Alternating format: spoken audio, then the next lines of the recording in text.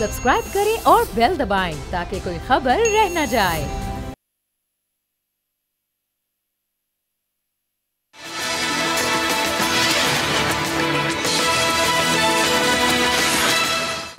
अस्सलामुअलैकुम, आप देख रहे हैं अब बात होगी और मैं हूं माविश निसार। पीटीआई के हालात को देखकर मीर तकी मीर का मशहूर ज़माना शेर याद आता है।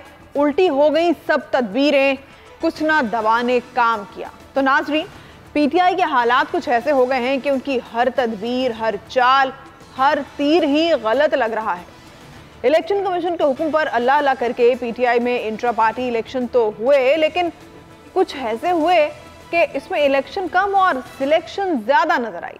बानी पीटीआई पार्टी सरबराही से पीछे तो हट गए, लेकिन तितर बितर होती इस जमात की कमान एक वकील के हाथ में चली गई है, जिस पर पहले से टूट फूट और इख्तलाफात का शिकार तहरीक इंसाफ में मजीद फूट पड़ गई। इस हवाले से पार्टी के बानी रुकन अकबर एस बाबर ने सख्त तहफ़्फ़ुज़ात का इज़हार करते हुए प्रोग्राम में क्या कहा उन्होंने कल हमारे प्रोग्राम में। पहले ये देखते हैं, फिर आगे बात करते हैं।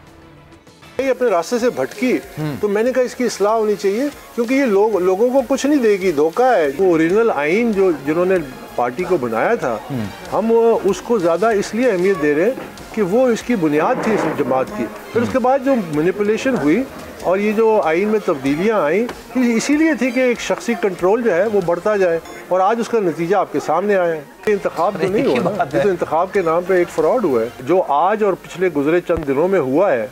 ये तो पहले भी नहीं हुआ था। पीटीआई के अपने आइन की खिलाफ वर्जी हुई है। तो देखिए, यहाँ जब नियत ही ना हो कि एक पार्टी को डेमोक्रेटिक इदारा बनाना है, तो फिर यही होता है जो आज हुआ। तो ये तो किसी सूरत काबिल कबूल नहीं। यही नहीं, दीगर सियासी जमातों ने भी तहरीक इंसाफ के इंटर पार्टी इलेक्शन को ड्रामा करार देते हुए शदीद तनकीद की है। तर्जुमान मुस्लिम लीग नून मरियम औरंगजेब ने कहा है कि पीटीआई के इंटर पार्टी इलेक्शन में धांधली नहीं धांधला हुआ है। उनका मजीद क्या कहना था, आइए देखते हैं। पाकिस्तान के अंदर manipulated, managed, rigged, dictated, selected election की अगर मिसाल देखनी है तो आज का पाकिस्तान तहरीक इंसाफ का इंट्रा पार्टी इलेक्शन उसकी तस्वीर है। इलेक्शन के पूरे प्रोसेस को खुफिया रखा गया। 100 लाल खाली कुर्सियां लगाकर 1.5 घंटा प्रेस रिलीज रोकी गई। 15 मिनट के अंदर सिलेक्शन हुई। 15 मिनट के बाद एक प्रेस रिलीज दी गई कि फलाना फलाना फलाना अनअपोज्ड। वो भाई अपोज करने की आपने इजाज़त दी। ये धांधली नहीं हुई इलेक्शन में, ये धांधला हुआ है। लेकिन ये सब कुछ आइडियोलॉजी के तहत हो रहा है, जो आज करप्शन 190 मिलियन करप्शन केस में जेल बैठा हुआ है। ये इलेक्शन नहीं, ये पुतली तमाशा था। घर के 4-5 और लोग पूरे इलेक्शन को मैनेज करने में, मैनिपुलेट करने में, रिग करने में अपना किरदार अदा कर रहे हैं। इस तरह कंट्रोल करके इलेक्शन कमीशन को इसका नोटिस लेना चाहिए और पूरे प्रोसेस को पाकिस्तान की आवाम के सामने आना चाहिए। दूसरी जानिब तर्जुमान इस्तेकाम पाकिस्तान पार्टी फयाजुल हसन चौहान का कहना था कि अगर इसी तरह 8 फरवरी को जनरल इलेक्शन हुए तो क्या पीटीआई तस्लीम करेगी। अब देखना यह है कि पीटीआई के इन मुतनाज़ इलेक्शन का मुस्तकबिल क्या होगा। दूसरी जानिब अगर सियासी जमातों की बात करें तो 18वीं तरमीम के मसले पर पीपल्स पार्टी और नून लीग में एक बहस छिड़ गई है। इन तमाम बहस मुबासे का नतीजा क्या होगा? क्या पीटीआई बल्ले के निशान के साथ इलेक्शन लड़ सकेगी और मुल्क का सियासी मंजरनामा, सियासी मुस्तकबिल क्या होगा? इस सूरत हाल पर लिए आज हमारे साथ मुअज़्ज़ज़ मेहमान मौजूद हैं। राना मुबश्शिर साहब तज्ज़ियाकार हमें ज्वाइन कर चुके हैं और हमारे साथ इस वक्त मौजूद हैं बीएनपी के रहनुमा सनाउल्लाह बलोच साहब। बहुत शुक्रिया आप दोनों मुअज़्ज़ज़ शख्सियात का। सबसे पहले राना मुबश्शिर साहब, मैं आपकी राय लेना चाहूँगी। जिस तरह से ये शोर सुनते हैं हम, पहले लेवल प्लेइंग फील्ड का था, अब 18वीं तरमीम का मसला भी निकल आया है।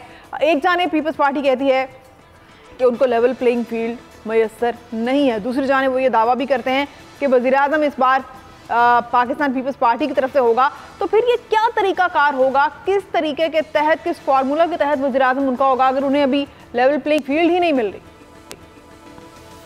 देखिए, ये किस्सा बड़ा पुराना है और इस तरह से है कि जब केयर टेकर सेटअप बन रहा था उस वक्त कुछ ख्वाहिशात का इजहार किया था पीपल्स पार्टी ने, और वो ख्वाहिशात कुछ ये थी कि 16 माह की जो हुकूमत थी उसके अंदर जो पीपल्स पार्टी के पास मिनिस्ट्रीज थी, उन्हीं मिनिस्ट्रीज पे केयर टेकर सेटअप के अंदर वो चाह ये रहे थे कि उनके अपने लोग वहां पे लग जाएं, as a caretaker ministers लग जाएं वहां पे, जो कि नहीं हुआ।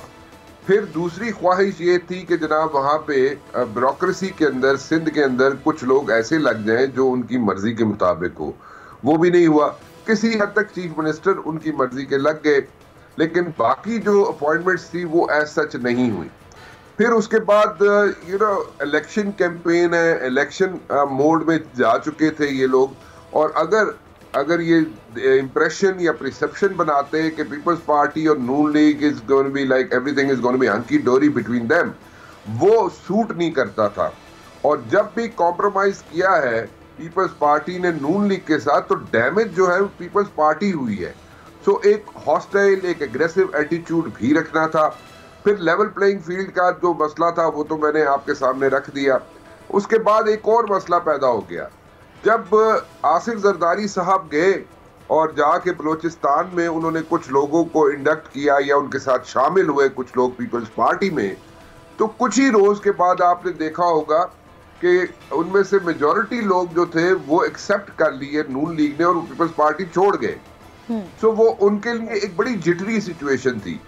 दे थॉट के आसिफ जरदारी साहब थॉट के जनाब सारी जो प्लान किया था, नो कॉन्फिडेंस मूव थी, उसके बाद जनाब हुकूमत थी और सब चीजें जो इन्होंने बिसात बनाई थी वो आसिफ जरदारी साहब ने बनाई थी, और आसिफ जरदारी साहब ने समझा कि ये सारी चीजें तो उनके हाथ से फिसलती जा रही हैं, which he is right कि ठीक है, नो कॉन्फिडेंस मूव में भी उन्होंने बड़ा इंपॉर्टेंट रोल प्ले किया आसिफ जरदारी साहब ने, और जो अनडू हुई सिचुएशन, जो नो कॉन्फिडेंस मूव हुआ, उसमें आसिफ जरदारी साहब का बड़ा इंपॉर्टेंट रोल था।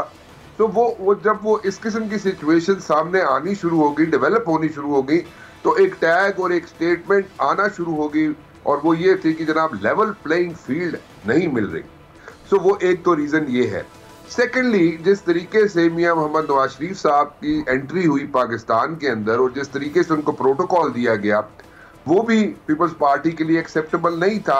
एंड दे थॉट कि जिन्हें जो यहाँ पे उन्होंने इंप्रेशन दे दिया है नून लीग वालों ने कि जनाब next prime minister is going to be Mian Mohammad Nawaz Sharif Sahab, तो वो उसमें भी थोड़ा सा दे वर टेकन अ बैक कि यार ये क्या हो गया, ये सारी चीजें उनके हाथ से निकल रही हैं। नाउ द पॉइंट इज कि जो केसेस बने थे, मेजॉरिटी ऑफ द केसेस जो बनाए गए थे मियां मोहम्मद नवाज शरीफ साहब के खिलाफ, उनमें से कुछ केसेस ऐसे थे जो कि गलत थे, पॉलिटिकली मोटिवेटेड केसेस थे। अब वो पॉलिटिकली मोटिवेटेड केसेस को अगर अनडू किया जा रहा है या उनकी फेवर में जा रहा है, तो वो उसमें मेरे ख्याल में किसी को कोई प्रॉब्लम नहीं होनी चाहिए। हाँ, जो सही केसेस हैं जो उनके लिए जो उनके ऊपर वाकई बनते थे, वो अगर नहीं बना, उन पे अगर उनको रिलीफ मिलता तो उस पर जरूर ह्यू एंड क्राई होना चाहिए। बट देन अगेन, जो पॉलिटिकली मोटिवेटेड केसेस थे अगर वो खत्म हो रहे हैं नवाज शरीफ साहब के खिलाफ, तो there is nothing wrong with it. सही। सो द पॉइंट इज अभी ये खत्म होगा, अभी इलेक्शन स्केड्यूल अनाउंस होगा, एक नया यहाँ पे जनाब रोला पड़ेगा, और रोला ये होगा जनाब कि बिल्कुल they will go head on. अब हेड ऑन जाएंगे, उसके बाद अभी कल के शो में एतजाज एहसन साहब मुझे कह रहे थे कि जनाब जो बल्ले का निशान है वो बैलेट पेपर पे उन्हें नजर नहीं आता। जिस बात जो इंट्रो आप दे रही थी, जो आप कह रही थी जनाब के यहाँ पे जो इंट्रा पार्टी इलेक्शंस हुए हैं और जो लोगों के कंसर्न्स यहाँ पे आप यहाँ पे प्ले कर रही थी, उनके क्लिप्स प्ले कर रही थी आप, उनके जो प्रॉब्लम्स हैं, उनके जो इश्यूज हैं, मेरे ख्याल में इलेक्शन कमीशन उस पे अपने कंसर्न्स रेज करेगा। And ultimately they will have to go to the high court, and once they go to the high court, the PTI वालास once they go to the high court, वो time consuming हो सकता है। सो अगर वो time consuming होगा तो it's going to be a situation for PTI and और उनके बल्ले का निशान बैलेट पेपर पे होगा या नहीं होगा, ये लास्ट मिनट तक एक इशू बना रहेगा जिससे वो अफेक्ट होंगे पीटीआई वाले, और उनकी कैंपेन अफेक्ट होगी, और इंटर पार्टी इलेक्शंस पे ऑब्जर्वेशन जो आएंगी वो अच्छा, ये भी बताइए बशीर साहब, ये इंटर पार्टी इलेक्शंस किसी भी सियासी जमात में बस एक फॉर्मेलिटी होती है, एक रस्म अदा की जाती है। हम सब जानते हैं अगर पीपल्स पार्टी में इंटर पार्टी होंगे इंतखाबात तो चेयरमैन कौन होगा, या अगर नून लीग में होते हैं तो चेयरमैन शहबाज साहब होंगे। अब अगर चेयरमैन तहरीक इंसाफ ने किसी को ये लगाम थमा दी है तो ये कोई पहली बार तो नहीं हुआ। अब बिल्कुल ठीक कह रही हैं आप, यू आर एब्सोल्युटली राइट, ये हर पार्टी में होता है, and there is nothing new on it over here, you know, in this PTI वालों का इंट्रा पार्टी इलेक्शन में कोई नई चीज नहीं हुई, ये सारी जमातों में हो चुकी है। You are absolutely right, you are so right, but the point is कि अगर आप डेमोक्रेसी की बात करते हैं कि डेमोक्रेसी होनी चाहिए, और फिर सबसे ज्यादा शोर उस वक्त बचता है जब इलेक्शन खत्म हो जाते हैं, और जो लोग हार जाते हैं वो शोर बहुत बचाते हैं। ठीक है, कुछ जेन्युइन होते हैं, उनके केसेस जेन्युइन होते हैं, कुछ जो है वो अगर हार भी जाते हैं तो वो उन्होंने just for the hack of it वो वहाँ पे शोर जरूर मचाएंगे। बट द पॉइंट इज, अगर आप डेमोक्रेसी मांग रहे हैं, इलेक्शन मांग रहे हैं, और उसके बाद चाहते ही है कि हर चीज ट्रांसपेरेंट हो, और फिर आपने जनाब पिन पॉइंट करके रखा हुआ है इलेक्शन कमीशन को कि if they do something wrong, if they move a inch from here and there, and if there like pinpoint कर दिया जाए उनको, तो फिर उनकी तो सख्ती आ गई इलेक्शन कमीशन की, तो उनको तो छोड़ेंगे नहीं वो लोग। लेकिन द पॉइंट इज कि अपने इंट्रा पार्टी इलेक्शन जिस भी पार्टी के हो, किसी भी पार्टी के हो, क्या वो जेन्युइन है? नहीं है। बिल्कुल ठीक पॉइंट आउट किया आपने, नहीं है। इंट्रा पार्टी इलेक्शंस किसी भी पार्टी के जेन्युइन नहीं होते। जो भी कहता है लीडर उसको फॉलो किया जाता है, और मनोमन फॉलो किया जाता है, उसमें कोई फिंगर रेज पॉइंट आउट नहीं कर सकता उसमें, और ना जुर्रत कर सकता है। सही। हमारे साथ रहिएगा मुबशिर साहब, हमारे साथ मौजूद हैं बीएनपी के सीनियर रहनुमा सनाउल्लाह बलोच साहब। आप क्या समझते हैं सनाउल्लाह साहब, बलोचिस्तान में भी जाहिर है इंतखाबात और इत्तेहाद की बातें हो रही हैं, आपकी पार्टी के क्या इम्कानात है, किस पार्टी के साथ इत्तेहाद हो सकता है, ज़्यादा झुकाव किसकी जानिब है, और बलोचिस्तान का वफाक में बनने वाली हुकूमत के हवाले से बहुत अहम किरदार होता है, तो आप किसको आपकी पार्टी फोर्स कर रही है इक़्तिदार में आते हुए देख के? थैंक यू वेरी मच जी, शुक्रिया। सबसे पहले देखिए, अब इलेक्शन अभी तक होने हैं, जब इलेक्शन उसमें हम देखेंगे कि अवाम किस पार्टी को, किस जमात को सबसे ज़्यादा नुमाइंदगी देती है, और कौन सी पार्टी इस पोजीशन में है कि वो सेंट्रल गवर्नमेंट में, फेडरल गवर्नमेंट में गवर्नमेंट फॉर्म करे, और प्रोविंसेस में बिलखुसूस बलूचिस्तान में किस पोजीशन में आता है। लेकिन आपकी इस बात से पहले मैं आपको, जिस तरह आपने राना साहब ने भी बड़ी अच्छी बात की कि पीपल्स पार्टी और मुस्लिम लीग, आपने देखा होगा कि उन्होंने जंप इन किया और सीधा सारे बलूचिस्तान पहुंच गए, और यहाँ पर विद इन लास्ट 6 मंथ यानी 6 महीने के अंदर बहुत बड़े बड़े नाम थे, पहले पीपल्स पार्टी में चले गए, फिर पीपल्स पार्टी से मुस्लिम लीग की तरफ भेजे गए, और ये जब दोनों पॉलिटिकल पार्टीज की बहुत बड़ी लीडरशिप आई, नवाज शरीफ अभी तक अपने घर नहीं गया था, मेरे ख्याल में उसने तकरीबन नाम भी नहीं फरमाया कि वो बलूचिस्तान पहुंच गए।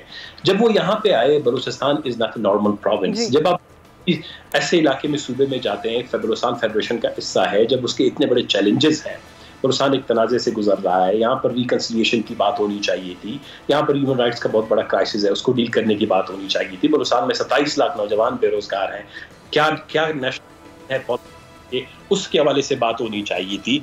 और दूसरी बात यह है कि इसके साथ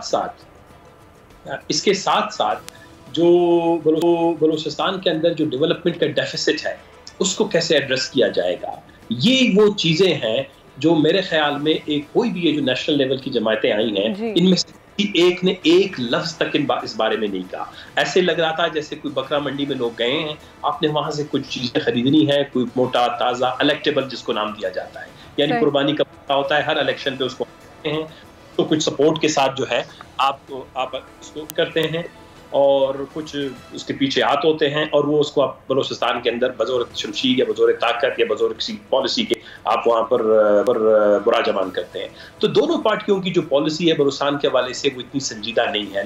मैं आपको थोड़ा सा क्लियर कर दूं, आप अंदाजा अभी बलूचिस्तान अभी जो हल्का बंदियाँ हुई हैं 30 नवंबर को लास्ट हल्का बंदियों का जो है ये इन्होंने डिटेल्स शाया किए हैं, उसमें आप तसव्वुर नहीं करते कि बलूचिस्तान का एक जिला यानी 1 लाख मुरब्बा किलोमीटर 4 अजला पर मुश्तमिल, उसकी 11 लाख की आबादी है, उसको एक नशिस्त दी गई है। जबकि आपको बताऊं, फिर लोग ये कहेंगे कि जी ये बायस्ड हैं, ये प्रोविंसेस, इंटर प्रोविंसेस या एथनिक इश्यूज को हाईलाइट करते हैं, ऐसा नहीं है।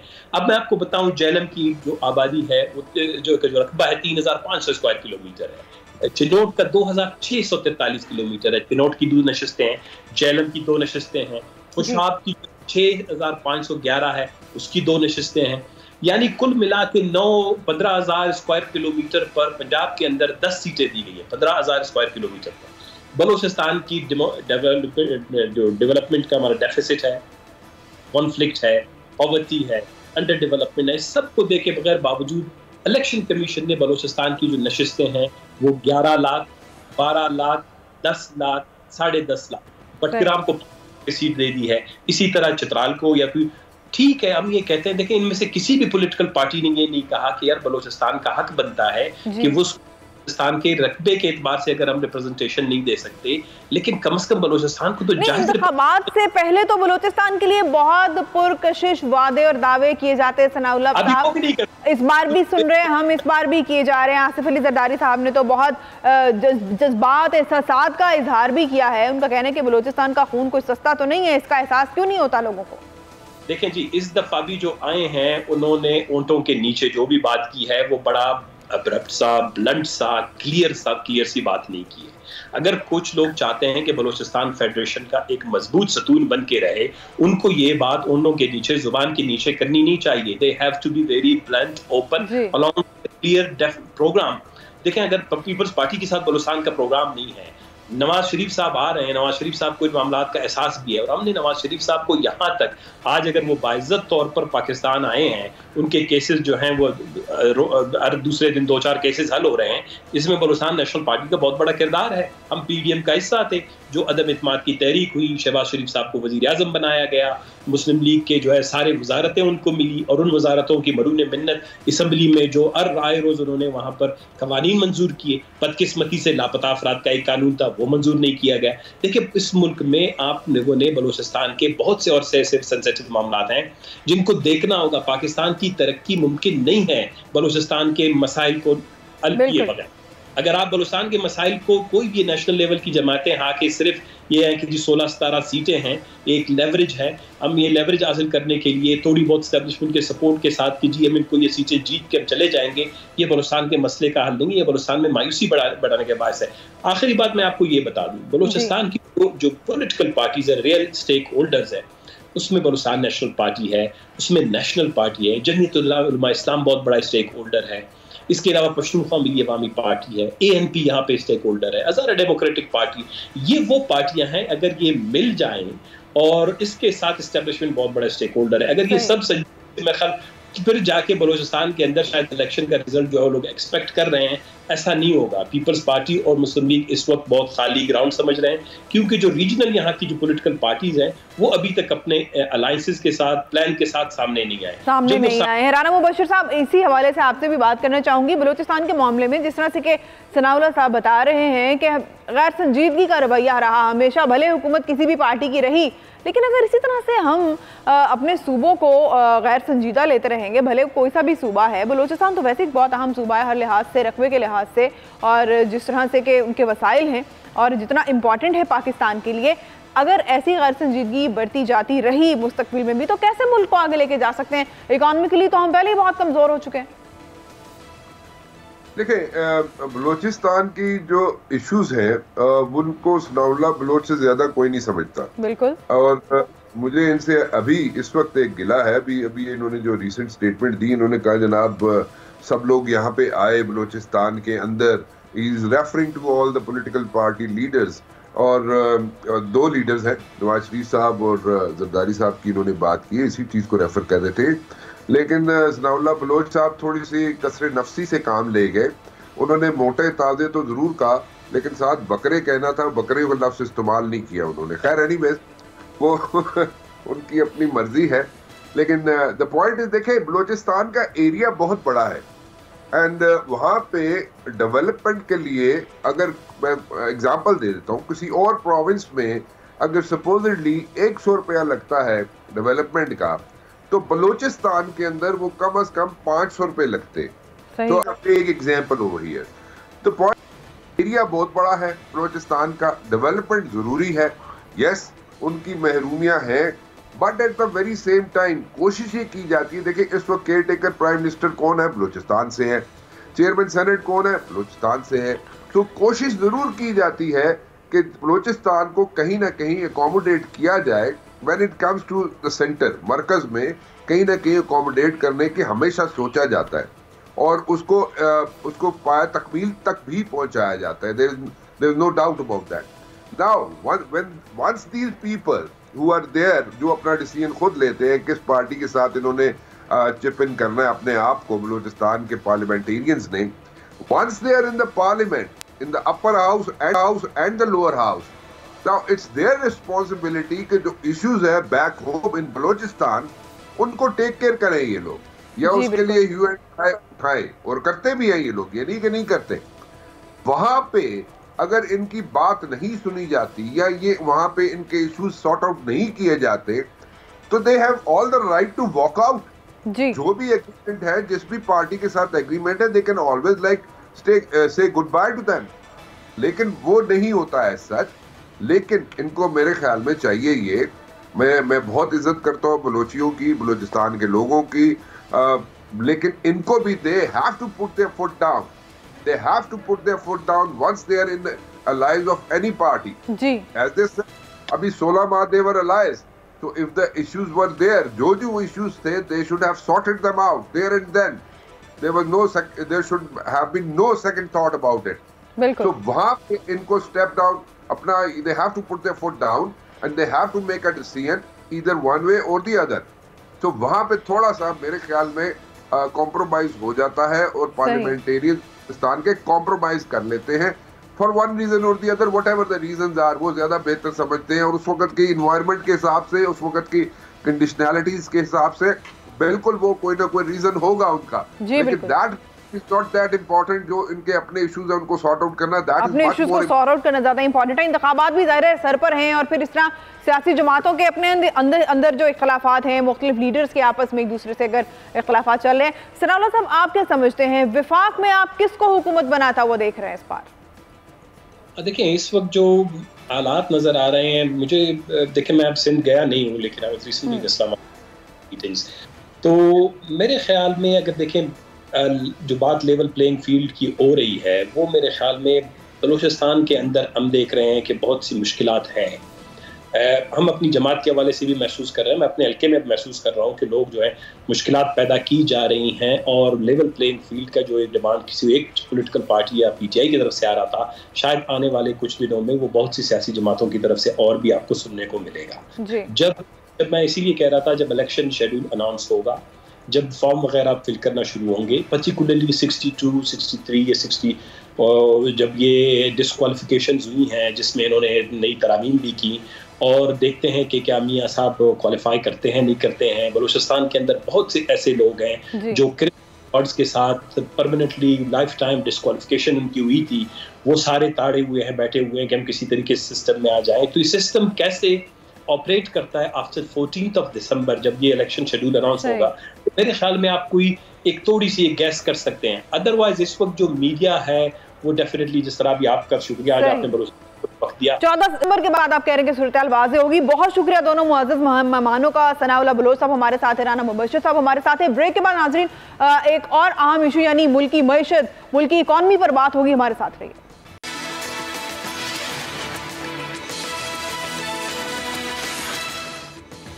ब्रेक के बाद खुशामदीद नाज़रीन. अब कुछ बात हो जाए मुल्क की मईशत की. पाकिस्तान और सऊदी अरब के दरमियान सरमायाकारी के तरीकों पर इत्तफाक राय हो गया है, जिससे जीसीसी के साथ आज़ाद तजारती मुआहदे की तौसीक की राह हमवार हो गई है. इस हवाले से निगरान वज़ीर इत्तलात मुर्तज़ा सोलंकी का कहना है कि पाकिस्तान और सऊदी अरब का सरमायाकारी के तरीकों पर इत्तफाक राय हो गया है, जिससे खलीज ताउन कौंसिल के साथ आज़ाद तजारती मुआहदे की तौसीक की राह भी हमवार होगी. याद रहे कि पाकिस्तान और खलीज ताउन कौंसिल में आज़ाद तिजारत का मुआहदा 19 साल से इल्तिवा का शिकार था. इस सरमायाकारी से पाकिस्तान को कितना फ़ायदा होगा, इसके दूरस्थ नताइज पर बात करने के लिए आज मौजूद हैं माहिर मुआशियात डॉक्टर खाकान नजीब साहब हमें ज्वाइन कर चुके हैं. बहुत शुक्रिया डॉक्टर साहब आपके वक्त का. सबसे पहले तो मैं आपसे सर जानना चाहूँगी कि ओवरऑल इस वक्त पाकिस्तानी इकॉनमी जिन मसाइल से दो चार है, उसका क्या हल निकाला जा सकता है फौरी तौर पर, जिससे अवाम को रिलीफ मिल सके?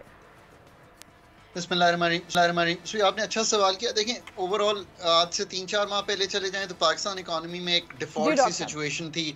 IMF का प्रोग्राम नहीं हो रहा था बहुत सी ऐसी चीज़ें थी जिस जो पाकिस्तान की स्टॉक मार्केट नीचे आ रही थी, इन्फ्लेशन बढ़ रही थी। अब इन सब हालात में फिर IMF का प्रोग्राम हो गया। IMF के प्रोग्राम से अच्छी चीज़ ये हुई कि फिर आपने IMF के प्रोग्राम का पहला रिव्यू करा लिया, तो थोड़ी सी जो अर्ली साइंस ऑफ रिकवरी हैं वो इकोनॉमी में दिखाई दे रहे हैं। फिर आपने कोशिश कर रहे हैं आपके एक स्मगलिंग, होर्डिंग जो इस वक्त हो रही थी, जो डॉलराइजेशन हो रही थी, जो अफगान ट्रांजिट ट्रेड था, इन सब चीज़ों पे थोड़ा सा काबू पाया जाए। तो आपने कुछ इकदाम ऐसे किए जिनसे इन्फोर्समेंट मेजर्स लेकर आपने उसको संभाला। अब आप देखिए तो OCCI का भी एक सर्वे भी आया है जो ओवरसीज चेंबर का है, और वो तकरीबन 7% बेहतर है। इट्स स्टिल नेगेटिव जो ओपिनियन है, but it's much less negative. So 7% positive survey आया है इस दफ़ा। पहले 25% नेगेटिविटी थी, अब वो 18% पे रह गई है। सो एक लोगों में ये थोड़ी सी उम्मीद जागी है कि पाकिस्तान में हम थोड़ी सी तकवीत दे रहे हैं इकॉनमी को संभाल कर। तीसरी चीज़ वो है जिसका आपने जिक्र किया, हम SIFC के थ्रू पाकिस्तान में इन्वेस्टमेंट लाना चाह रहे हैं, हम MOU साइन करना चाह रहे हैं। हम इसके साथ साथ एक GCC के साथ, जो आपने सही रखा, एक FTA जो बहुत साल से नहीं हो रहा था, 2021 से फिर हमने इसको थोड़ी सी तकवीत देना शुरू की, और अब हम इस तरफ बढ़ रहे हैं कि हम इसको फाइनलाइज कर सकें। इससे दोनों मुल्कों में तिजारत का जो हुजम है वो बढ़ेगा। तिजारत में जो डिफ़िकल्टीज़ आ रही हैं उनको जिसे आप कहेंगे क्लियर करने में आसानी होगी। और ये 6 ममालिक हैं, ये एक बहुत बड़ी इकॉनमी को सिग्निफाई करते हैं। आपको पता है ये Saudi Arabia, UAE, Bahrain, Oman, Qatar, Kuwait, ये सब ममालिक एक साथ शामिल हैं। सो आई एम रियली होपिंग कि जो इस वक्त एक डिफ़िकल्टी इन्वेस्टमेंट साइड पे कुछ आई हुई थी उसमें कुछ क्लैरिटी आई होगी और हम आगे बढ़ सकेंगे इस डील में इनके साथ।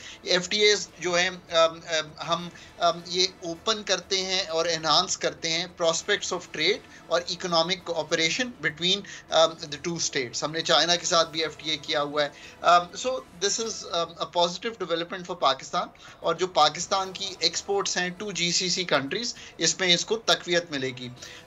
सारे चेंबर्स जो हैं वो ये समझते हैं कि FTA साइन करना चाहिए।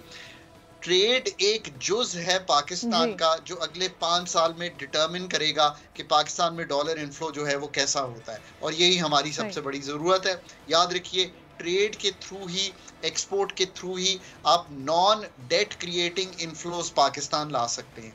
सो ये 3 जी अच्छा डॉक्टर साहब, ये जो मुआहदे अभी हुए हैं हमारे ये GCC के साथ, और जो हम बात करें कि 19 साल से ये मुआहदे इल्तिवाक का शिकार थे, इनकी इतना लंबा अरसा पेंडिंग होने की क्या वजह थी? और अब चलिए एक खुशाइन बात है कि इसमें पेशरफ्त हो रही है, पॉजिटिवली चीज़ें आगे बढ़ रही हैं, तो पाकिस्तान को कितना फ़ायदा हो सकता है इससे? देखिए, इससे ट्रेड बैरियर्स रिमूव होते हैं जो FTA में चले जाते हैं। जब ट्रेड बैरियर्स रिमूव होते हैं तो जो पाकिस्तान की एक्सपोर्ट है उसको एक तकवीत मिलती है। इसको आप कंबाइन करें इस चीज़ से कि हम अब अपनी एग्रीकल्चर को बेहतर करने की कोशिश कर रहे हैं। एग्रीकल्चर को अगर आप बेहतर करेंगे और पैदावारी सलाहियत अपनी बढ़ाएंगे तो आपको एक एक्सपोर्ट करने की सरप्लस क्रिएट होगी। सरप्लस से मतलब है आप राइस एक्सपोर्ट करते हैं इन कंट्रीज़ को, आप वीट कर सकते हैं, आप पाकिस्तान के बाकी जो एग्रीकल्चर प्रोडक्ट्स हैं वो कर सकते हैं। फूड सिक्योरिटी इन ममालिक एक बड़ा जुज़ है, और अगर पाकिस्तान इन दोनों तरीक़ों पे इकट्ठा चलेगा, यानी कि ट्रेड की जो कबातें हैं उनको रिमूव करेगा और अपनी पैदावारी सलाहियत को, स्पेशली एग्रीकल्चर को बढ़ाएगा, तो पाकिस्तान इन 2 चीज़ों को कंबाइन करके फ़ायदा उठा सकता है इन मुआहदों से, FTA को। और जो ट्रेड वॉल्यूम है पाकिस्तान का GCC कंट्रीज़ का, ये खा बढ़ सकता है। अगर हम इंडिया से कंपेयर करें तो इंडिया का वॉल्यूम बहुत बड़ा है हमसे comparatively. So I am really hoping कि ये चीज़ें जो हैं वो आगे बढ़ेंगी। और आपके जो प्रायोरिटी एरियाज़ हैं इसमें एग्रीकल्चर है, माइनिंग है, इंफॉर्मेशन टेक्नोलॉजी है, डिफेंस प्रोडक्शन है और एनर्जी है। और पाकिस्तान का एक जो बैलेंस ऑफ पेमेंट्स का चैलेंज है वो रिमूव ही इस तरह होगा कि non debt creating flows Pakistan की तरफ और थ्रू एक्सपोर्ट्स भी आए और थ्रू FDI भी आए। FDI से मतलब है फॉरेन डायरेक्ट इन्वेस्टमेंट। इन्वेस्टमेंट ही एक वो जुज़ है जो पाकिस्तान की इकॉनमी को, जो इस वक्त के हालात हैं उसमें से निकाल सकता है। इससे क्या मतलब है? देखिए, याद रखिए महविश कि पाकिस्तान का जो हुजम है ना इकॉनमी का, उसका हम सिर्फ 14% हर साल इन्वेस्ट करते हैं। पाकिस्तान को कंपेयर करें बाकी ममालिक से जिन्होंने तरक्की की है, east Asia, China, India, Bangladesh, Vietnam, name any country, जो कांस्टेंट चीज़ है उनमें वो ये है कि उनका जो इन्वेस्टमेंट का हुजम कंपेयर टू देयर जीडीपी है वो 14% नहीं है, वो 25 से 30% है। ये एफडीआई लाकर, फॉरेन पोर्टफोलियो इन्वेस्टमेंट लाकर और डोमेस्टिक इन्वेस्टमेंट को बढ़ाकर बढ़ेगा। सो ये सब चीज़ें पाकिस्तान को अगले 5 साल में एक इकोसिस्टम क्रिएट करना है ऑफ इन्वेस्टमेंट। अभी आप SIFC के थ्रू पाकिस्तान की क्लॉग्ड आर्टरीज जो है एडमिनिस्ट्रेटिव उनको खोल रहे हैं। इवेंचुअली तो आपको अपने ये जो सारे क्लॉग्ड आर्टरीज हैं इनको खोलना पड़ेगा, ब्यूरोक्रेट हर्डल्स को निकालना पड़ेगा, एडमिनिस्ट्रेटिव डिलेस को निकालना पड़ेगा। आपने मुझसे पूछा कि ये काम पहले क्यों नहीं हो जाते। देखिए, सिस्टम में एक बहुत बड़ा इनर्शिया है। इनर्शिया का मतलब है कि सिस्टम फंसा हुआ है एक ऐसी जगह जहां हम फास्ट मूव नहीं करते। हम MOU साइन करते हैं। अब हमने बहुत से MOUs GCC कंट्रीज दुबई के साथ साइन किए हैं, उसका एक फॉलो अप चाहिए। फॉलो अप में फिर उसको कोई उनकी ज़बान बोल रहा हो, उनसे डिस्कशन कर रहा हो। इसलिए मैं हमेशा कहता हूं कि आपको प्रोफेशनल टीम्स हर मिनिस्ट्री में लानी पड़ेंगी अगर आपने इन सब चीज़ों को अमली जामा पहनाना है। MOUs करना एक अच्छी चीज है, ये एक सिग्नल है। बात की डॉक्टर साहब, और आप जैसे कह रहे हैं कि सिस्टम तो फंसा हुआ है ऑलरेडी, तो ये मसाइल तो पाकिस्तान के अभी तक चल रहे हैं। गैस महंगी है, इंडस्ट्री उसके रेट्स के वजह से बंद हो रही हैं, बिजली महंगी है, इंडस्ट्रीज जो है फैक्ट्री ओनर्स उसको अफोर्ड ही नहीं कर पा रहे हैं, कारोबार डिस्टर्ब हो रहा है, वो डाउन साइजिंग करने पे मजबूर हैं। तो ऐसे में पाकिस्तान अपने डोमेस्टिक सोर्सेज पे कैसे चल सकता है, कैसे डिपेंड कर सकता है? मैं wish I am really glad आपने ये बात किया। लोग FDI की बहुत बात करते हैं एंड आई एम ऑल्सो कीन कि पाकिस्तान का ये जो $1.5-2 अरब की FDI है इसको बहुत बढ़ा के हम $5 अरब पे लेके जाएं। मैं तो हमेशा ये फिगर देता हूँ कि ये टारगेट सेट होना चाहिए BOI, SIFC सब के लिए कि अगले हर साल 5 साल $5 अरब आने चाहिए। बट मैं साथ ये भी कहता हूँ कि आपको डोमेस्टिक इन्वेस्टर को एक्साइट करना पड़ेगा। उसके 2-3 तरीके हैं। एक तो ये है कि पाकिस्तान में हम अपनी इन्फ्लेशन को संभालें। जब इन्फ्लेशन को संभालेंगे, और उसके कई तरीके हैं, जब इन्फ्लेशन को संभालेंगे तो पाकिस्तान का पॉलिसी रेट यानी कि जो बोरोइंग रेट है वो नीचे आएगा, तो फाइनेंसिंग अवेलेबल होगी। ये पहला जोश है। एनर्जी सेक्टर को तो जब तक पूरी तरह ओवरहॉल नहीं करेंगे, अभी हमने देखें कुछ काम किए हैं, हमने कहा कि हम कुछ रिकवरीज कर रहे हैं, ये एक बहुत छोटा सा जोश है उस एनर्जी सेक्टर को ठीक करने का जो इस साल 590 अरब ब्लीड कर रहा है। और महविश, जैसे आप कह रही हैं, मतलब 50-51 रुपए की पर यूनिट बिजली है, रीजनली कंपेटिटिव नहीं है। इसको पूरा ठीक करना ये अब अगले 5 साल का एजेंडा है जिसकी गुफ्तगू हमने करना शुरू की है। पैदावारी सलाहियत बढ़ाना, एनर्जी सेक्टर को एफिशिएंट बढ़ाना, पॉलिसी रेट को नीचे लाना, लोअर इन्फ्लेशनरी एनवायरनमेंट में मूव करना, ये हैं असल काम जो पाकिस्तान ने अगले 5 साल में करने हैं। बहुत शुक्रिया डॉक्टर ने ख्यालात का इजहार किया और अपने जो ओपिनियंस हैं, जो एडवाइजेस हैं वो भी दी। ब्रेक का यहाँ पे वक्त हो रहा है व्यूअर्स, लेकिन ब्रेक पे जाने से पहले एक अहम चीज़ जो कि पाकिस्तान में पहली मरतबा होने जा रही है, organ donation and it's transplant, इस पर बात करेंगे इस ब्रेक के बाद। हमारे साथ रहिएगा।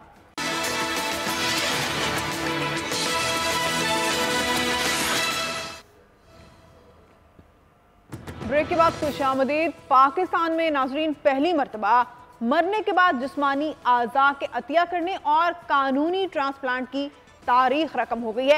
एबटाबाद से ताल्लुक़ रखने वाली रिफ़त जो है वो दुनियाए फ़ानी से कूच करते करते 3 अफराद की ज़िंदगी बचाने का बायस बन गई। रिफ़त के जिगर और दोनों गुर्दों ने 3 लोगों की जान बचाई। पाकिस्तान की तारीख में ये पहली खातून है जिन्होंने अपने जिस्म के 3 आज़ा अतिया करके 3 अफराद की जान बचाई। रिफ़त की मौत वाक़ होते ही उनके आज़ा का रावलपिंडी में ट्रांसप्लांट किया गया था, जबकि नई जिंदगी पाने वाले तीनों मरीजों ने भी मरने के बाद अपने जिस्मानी आज़ा अतिया करने का ऐलान किया है। इस हवाले से जानते हैं मजीद किस तरह से इस पर काम हो सकता है पाकिस्तान में आगे चलकर। हमारे साथ मौजूद है निगरान वज़ीर सेहत डॉक्टर जावेद अकरम साहब। बहुत शुक्रिया डॉक्टर साहब आपके वक्त का। क्या समझते हैं आप, पाकिस्तान में एक बहुत बड़ी डेवलपमेंट है कि पहली बार अतिया किए गए 3 आज़ा का कामयाब ट्रांसप्लांट हुआ है जो कि अपनी नौयत का एक पहला ऑपरेशन है, पहली सर्जरी है। एक ही मरीज के 3 आज़ा की करने की उनकी जो वसीयत थी उसके मुताबिक उनके आज़ा अतिया किए गए, जिससे 3 अफराद को नई जिंदगी मिली। ये बहुत शुक्रिया हमारी बहन है जो अल्लाह को प्यारी हो गई और अल्लाह ताला उनके दर्जात बुलंद फरमाए। उन्होंने अपनी ज़िंदगी में ही ब्लड प्रेशर था उनको अपनी फैमिली को कह दिया हुआ था, और उनके भाई डॉक्टर हैं, किडनी स्पेशलिस्ट हैं, और फैमिली में बहुत डॉक्टर्स हैं। तो उन्होंने वसीयत की थी कि मेरे मरने के बाद मेरे अज़ा निकाल लिए जाए। तो जब हमें इत्तला मिली, उनको फालिज हुआ, वेंटिलेटर पे चली गई रावलपिंडी में। फौरी तौर पे हमने PKLI से टीम भेजी, और वो टीम ने फौरी तौर पे लिवर PKLI में आ गया। दोनों पिंडी में ही 2 लोग जो जिंदगी और मौत की कश्मकश में मुब्तला थे उनको लग गई। लिवर उमर ख़याम साहब को मिल गया, जो नारोवाल से बहुत ही गरीब घराने जवान थे, जिनके बच्चे भी थे और माँ वगैरह भी उनसे डिपेंड कर रही थी। तो अल्हम्दुलिल्लाह वो भी रूब सेहत है और अब घर जाने वाले हैं। तो इंशाल्लाह ये इसको हम कैडावेरिक ट्रांसप्लांट कहते हैं, यानी कि जो से ब्रेन डेथ हो जाती है, वेंटिलेटर पे होते हैं और ऑर्गन सही हालत में होते हैं, उनको फिर आगे लगाया जाता है। ये दुनिया में यही राइजुल वक्त है तरीक़ाकार ट्रांसप्लांट का, क्योंकि पाकिस्तान में डोनर्स की बहुत कमी है, इसलिए हम ये बहुत देर से प्रमोट कर रहे हैं। और मैं खुद भी अल्हम्दुलिल्लाह एक डोनर हूँ कि जब भी मुझे कोई ऐसी चीज़ होएगी तो मेरे तमाम ऑर्गन 18 के करीब ऑर्गन होते हैं जो निकाल लिए जाएँ। इस खतून में हमने पैंक्रियाज भी कोशिश की और जिगर भी हमने कोशिश की कि टुकड़ा करके 2 हिस्सों में लगा दिया जाए, लेकिन उस वक्त रेसिपिएंट कोई नहीं था मैचिंग, इसलिए हम नहीं लगा सके। अदरवाइज शायद ये 3 से कम से कम 10-12 बंदे जो जिंदगी और मौत की कश्मकश में लड़ रहे हैं वो बेनिफिट हो सकते हैं। तो आपके ज़रिए मैं यही कहूँगा, बोल के ज़रिए कि बोल हमारा पार्टनर बने और प्रमोट करे कि लोग अपनी ज़िंदगी में ये नसीहत भी करें और हमारे पी-हुटा की वेबसाइट पे जाके एज ए डोनर रजिस्टर हो जाए। जब वो रजिस्टर हो जाएंगे तो अल्लाह ना करे, अल्लाह ताला सबको अपनी हिफाजत में रखे, लेकिन ऐसा कोई वाक़या हो तो फिर कम से कम वो तो 4 फुट नीचे हम लोग कब्र में चले जाएंगे, लेकिन हमारा दिल, हमारे फेफड़े, हमारे गुर्दे, हमारे जिगर, हमारी आंखें, ये कई लोगों में जिंदा रहेंगी और वो उनकी दुआ का भी हिस्सा होंगी। और जाहिर है कि अल्लाह ताला इसका अजर बेइंतहा देगा, क्योंकि ये इंसानियत के बहुत ही करीब चीज़ है और अल्लाह ताला हुकूकुल इबाद को तरजीह देता है अपने हदूद से भी। अच्छा डॉक्टर साहब, एक और सवाल जो मैं आपसे करना चाहूँगी कि आज़ा अतिया करने का तरीकाकार क्या होता है, कौन किसको अपना ऑर्गन डोनेट कर सकता है और इंसान की मौत के कितनी देर तक ये आज़ा काबिल इस्तेमाल रहते हैं कि किसी दूसरे शख्स के काम आ सके? देखें बच्चे, ये कोई भी कर सकता है, बच्चा भी, बड़ा भी, बूढ़ा भी, इसमें कोई पाबंदी नहीं है। और अज़ा जो है इनको सही तरह रखने में ये पूरी एक साइंस है। वो बंदा जिसका बाप खुदा न खास्ता वेंटिलेटर पे जा चुका है एक्सीडेंट की वजह से, फालिज की वजह से, किसी भी वजह से, और उसके वापस आने का 0 चांस है, यानी कि वो ब्रेन का निचला हिस्सा, ब्रेन स्टेम डेड हो चुका है, वो एक मुर्दा है जिसमें हम हवा ऑक्सीजन भर रहे हैं और उसका खून गर्दिश कर रहा है। उसका वो 10 साल या 15 साल भी रहेगा तो ऐसे ही रहेगा, वो मर चुका है, बेसिकली बायोलॉजिकल डेथ हो चुकी है। अब उसके हम वेंटिलेटर ऑफ नहीं करते, रिलेटिव्स हमें कंसेंट देते हैं कि इसको आप वेंटिलेट जारी रखें। वेंटिलेटर पे रखते हुए ही स्पेशल प्रोसीजर से, स्पेशल तरीके से हम ऑर्गन हार्वेस्ट करते हैं। जब कर लेते हैं तो वो फिर ट्रांसपोर्ट हो जाता है जहाँ पे हमारे पास रिसिपिएंट यानी कि जिसको लगने हैं वो मौजूद है। सही। उतनी देर हम उस बंदे को मशीनी मशीनों पे लगाई रखते हैं और फिर हम डिक्लेयर कर देते हैं डेड, और उसका बरियल इजीली हो सकता है। और ये जो ट्रांसपोर्ट मीडियम है ये भी बहुत महंगा है, लेकिन हम फ्री गवर्नमेंट प्रोवाइड करेगी, पंजाब गवर्नमेंट जो करती भी है। और अगर किसी को वेंटिलेटर पे 1-2 दिन एक्स्ट्रा रखना पड़ेगा, चाहे वो प्राइवेट हॉस्पिटल है, गवर्नमेंट हॉस्पिटल में तो पैसे नहीं लिए जाएंगे, उसका भी खर्चा गवर्नमेंट बर्दाश्त करेगी। सही। वो मरहूम की या मरहूमा की फैमिली नहीं बर्दाश्त करेगी, तो गवर्नमेंट बर्दाश्त। एक और चीज़ की जो मैं निशानदेही करना चाहूँगी, ये देखा गया है कि हमारे मुल्क में अनफॉर्चुनेटली गुर्बत की वजह से भी लोग इस कदर परेशान हैं कि कोई इंतहाई कदम उठा लेते हैं, जैसे किसी ने अपना गुर्दा बेच दिया, या कि फिर जो गैर कानूनी तौर पर हम देखते हैं कि सादा अफराद को कोई नौसरबाज उसका गुर्दा निकाल लिया, पैसों की खातिर बेच दिया। तो जब कानूनी तौर पे ऑर्गन डोनेशन एंड ट्रांसप्लांटेशन हो रही है तो फिर इस गैर कानूनी काम को रोकने में इसमें कितनी मदद मिलेगी? बच्चे, मैं वही कह रहा हूँ कि मीडिया हमारा साथ दे, मीडिया इसको एज ए मिशन लेके चले। जब हम हर दूसरा बंदा या हर बंदा मरने से पहले अपने गुर्दे, जिगर, ये सब तमाम चीज़ें डोनेट कर देगा, मेरे जैसा होगा, अल्लाह कबूल करने वाला है, तो फिर उसकी जो पाकिस्तान के माथे पे कलंक का धब्बा लगा हुआ है कि यहाँ गुर्दे की खरीदो फरोख्त होती है, तो वो ख़त्म हो जाएगी, ज़रूरत नहीं रहेगी। तरीका ही यही है। एक बंदा जो मरता है वो कम से कम 13 लोगों की जान बचा सकता है। तो यही तरीका है उससे निजात हासिल करने का, क्योंकि वो छापे मारें, कानून से पकड़ें, वो कभी कश्मीर में जाके किसी कोठी में ट्रांसप्लांट शुरू हो जाता है, कभी गिलगित बिल्तिस्तान में हो जाता है, कभी कहीं। ये इसका हल यही है जो मैं और आप जिस पे बात कर रहे हैं। जब ये हम करेंगे, और दुनिया में हो रहा है, ये कोई हम अजूबा नहीं कर रहे, अपना टर्की में हो रहा है, ईरान में हो रहा है, और श्रीलंका अब आइज पूरी दुनिया में भेज रही है, तो फिर हम क्यों नहीं ये कर सकते? इतना बड़ा मुल्क है। जावेद अकरम साहब हमारे साथ मौजूद थे, और पाकिस्तान में यकीनन एक इंतहाई ये खुशाइंद कदम है अगर मेडिकल की फील्ड में देखा जाए कि कानूनी तौर पर ना सिर्फ कि आप अपने ऑर्गन्स डोनेट कर सकते हैं, इसकी वसीयत जैसे कि इन खातून ने की, रिफत सफ्ताज ने बहुत बड़ा काम किया कि अपनी ही बॉडी के 3 ऑर्गन्स उन्होंने डोनेट किए, और ये पाकिस्तान की तारीख का मेडिकली पहला वाक़या है, और सर्जिकली भी, और इसको लीगलाइज भी कर दिया गया है कि लीगली ट्रांसप्लांट भी हो सकता है। प्रोग्राम का वक्त खत्म हुआ, मुझे इजाज़त दीजिए, खुदा हाफिज़।